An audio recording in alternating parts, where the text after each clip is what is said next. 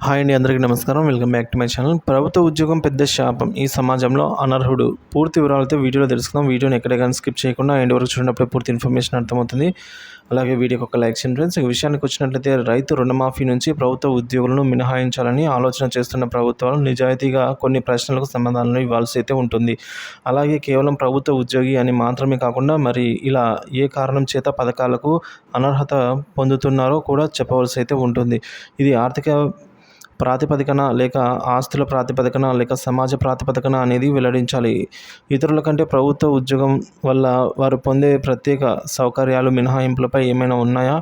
ఇలాంటి అనుమానాలను నివృత్తి చేయాల్సి ఉంది. ప్రజల్లో చాలా అపోహలు ఉన్నట్లే ప్రభుత్వంలో కూడా ఉద్యోగుల మీద ఎన్నో అపోహలు ఉన్నట్లున్నాయి. కానీ వారు తెలుసుకోవాల్సింది ఏంటంటే, గత 10 సంవత్సరాల్లో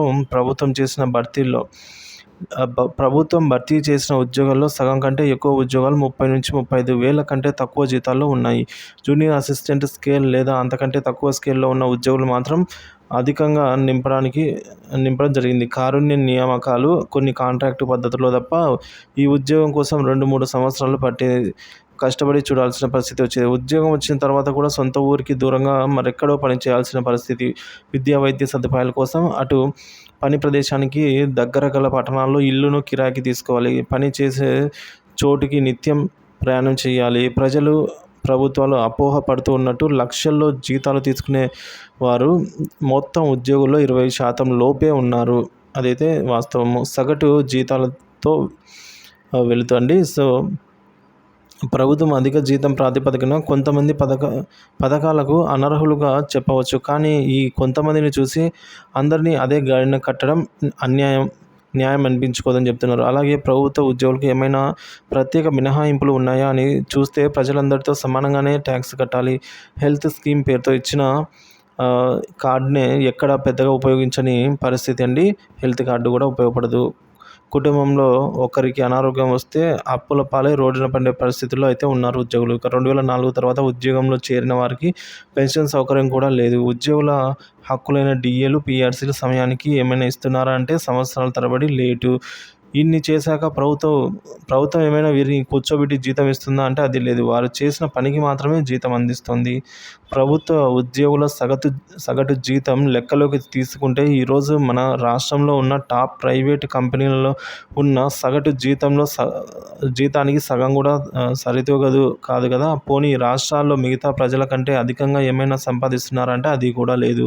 తెలంగాణ ప్రజల సగటు తలసరి ఆదాయం 2023-24 ఆర్థిక సంవత్సరానికి 3,43,297 రూపాయలని సగర్వంగా చెప్పుకుంటుంది తెలంగాణ రాష్ట్ర ప్రభుత్వము. అలాంటప్పుడు ప్రభుత్వ ఉద్యోగుల సగటు జీతం ఎంత? వారిపైన ఆధారపడ్డ వాళ్ళు ఎంతమంది?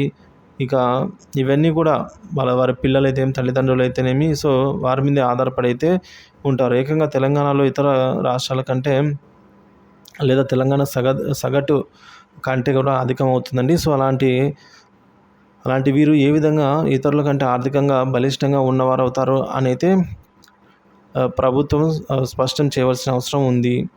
నిజంగా ఆదాయం అధికంగా ఉన్న ఇన్కమ్ ట్యాక్స్ కట్టే వారికి కూడా అర్హులుగా చేస్తూ కనీస ఇన్కమ్ ట్యాక్స్ కట్టే ఆదాయం కూడా లేని వారి విధంగా ఆర్థికంగా అనర్హులు అవుతారని ప్రభుత్వం తీర్మానించిందో ఎలా చెప్పాలి?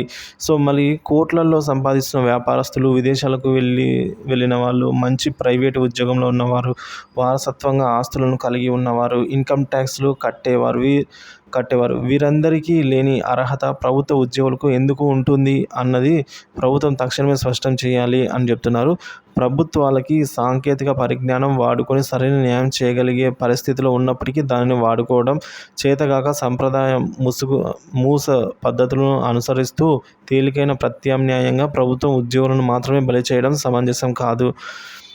సాంకేతిక పరిజ్ఞానం వాడుకుని అన్ని వర్గాల ఆస్తుల వారికి నిజమైన ఆదాయాన్ని లెక్కగట్టి వారితో ప్రభుత్వ ఉద్యోగులను పోల్చి చూడాలి. అప్పుడు సరైన నిర్ణయం తీసుకుంటే ప్రభుత్వం ఒక తండ్రి పాత్ర పోషిస్తూ ఉన్నట్లుగా అనుకోవచ్చు. కానీ అనర్హులు అలాగే అర్హులుగా చేస్తూ ప్రభుత్వంలో ఉన్న అటెండర్లు, డ్రైవర్లు, తమ జీతం పొందేవారు వీరందరికీ కూడా లక్షల్లో, కోట్లలో సంపాదించిన వారికంటే ఆర్థికంగా బలవంతులని చూపిస్తూ అనర్హులుగా చేసే నిర్ణయం సరికాదు. సో, ప్రజా సంక్షేమ పథకాలకు కేవలం ప్రభుత్వ ఉద్యోగం చేస్తున్న వారికి మాత్రమే దూరం చేయకుండా వారి కుటుంబ సభ్యులను కూడా అనర్హులుగా చేస్తూ ఉన్నారు. సొంత ఇల్లు కట్టుకోవడమే గగనమవుతోంది. ఒక సగటు ప్రభుత్వ ఉద్యోగి ప్రస్తుతం ఉన్న ధరల పరిస్థితులలో జీతంలో ఒక ఫ్లాట్ కొనుక్కొని సొంత ఇల్లు కట్టుకోవడం కూడా కష్టమే. ఈ పరిస్థితుల్లో కూడా వీరు ఆర్థికంగా బలిష్టంగా ఉన్నవారు ఎలా అవుతారు?